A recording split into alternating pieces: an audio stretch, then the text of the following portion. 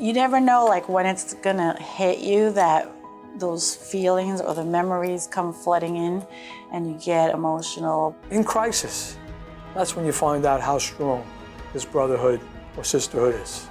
It was never a fear about the buildings coming down. It was about us going here to help. You know, we're going to the World Trade Center to help.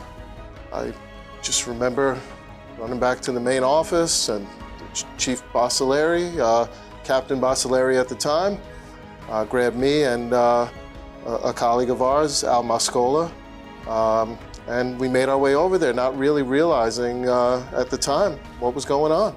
We knew we were on a mission. You know, we were just trying to get in to help. As we crossed the street, I remember Tommy making the sign of the cross. And I followed suit and I did the same.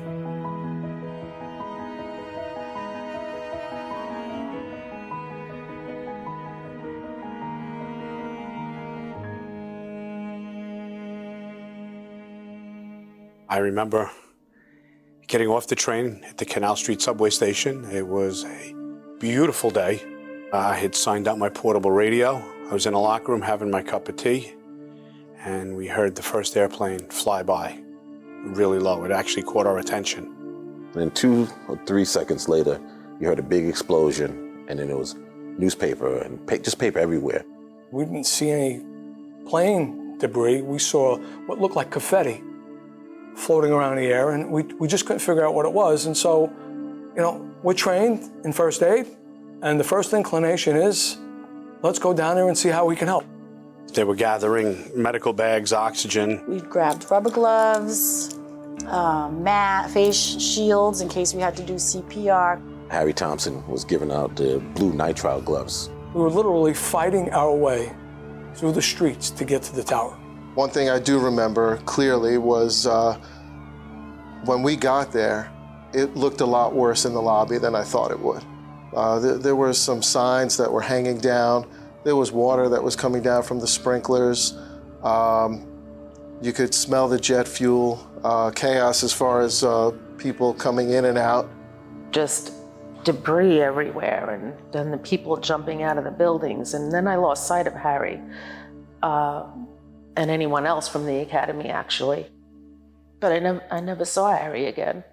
We were in front of the building, and we were helping direct people to come out. So we were just grabbing the people and waving them on across the street to where they had set up a triage. Somebody was carrying out a woman who had a leg injury, actually turned out to be burns. And Mitch, without skipping a beat, got on his hands and knees and started treating her. There were 2 people, one old lady who was having a hard time getting to the block and another gentleman.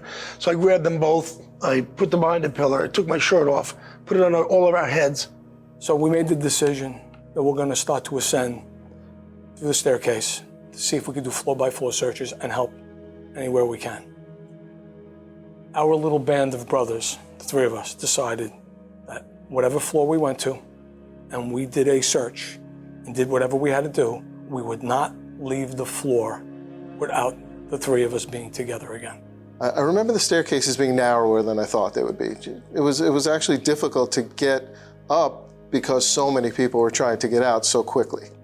We threw the medical equipment in there, the stair chair, the tech bag. There was an O2 tank, O2 case, oxygen, and we just started running.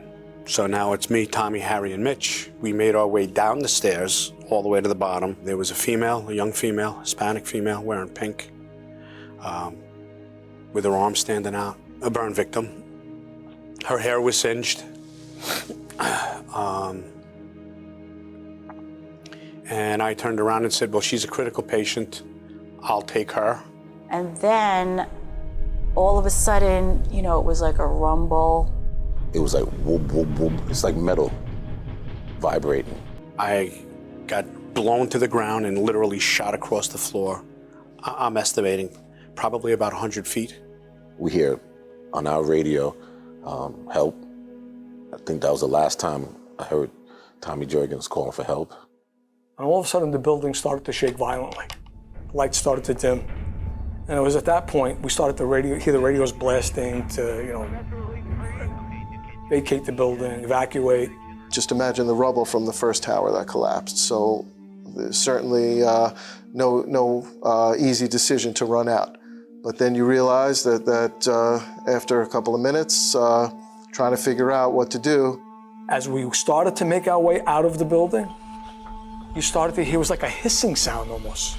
And I remember looking up and seeing the windows starting to explode as the building started to pancake down. I remember seeing the shadow of the tower falling, and I'm thinking, this is it. And we just kept running, and then the next thing you know, it's like darkness, and like I was thrown up in the air, sort of dark. And I remember thinking, I can't believe that I'm gonna die. And I recall on the ground, gasping for air, screaming, Al, Andrew, where are you? Al, Andrew, where are you? And I hear in return, somebody scream out to me, if you hear my voice, come to it. It's totally black. I'm telling you, it was as dark as you could imagine, even though it was a bright, sunny day. I crawl to this voice, and in a second, I feel somebody grab me, the air clears, and I find myself in a bagel shop, grabbed by a firefighter, brought to the back of the bagel shop where he cleared my airway, hosed me down, and then I kept going outside trying to find Al and Andrew and anybody else I could find in the rubble. There's a wrought iron fence around that church, and you literally could not see 1 centimeter in front of your face.